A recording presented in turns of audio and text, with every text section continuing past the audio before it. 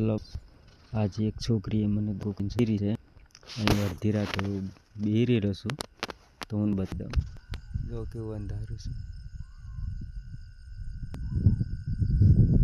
અંધારામાં બેરી રહ્યો છું. આ તો બેટરીનું વજવારું છે. બેટરી બતાવી દઉં.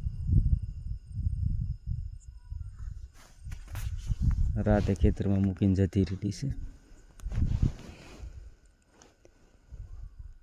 તો હવે આવતીકાલે પાછો એક બ્લોગ બનાવીશ ટાઈમ મળશે તો. અત્યારે તો ખેતરના કામમાંથી નવરો નથી.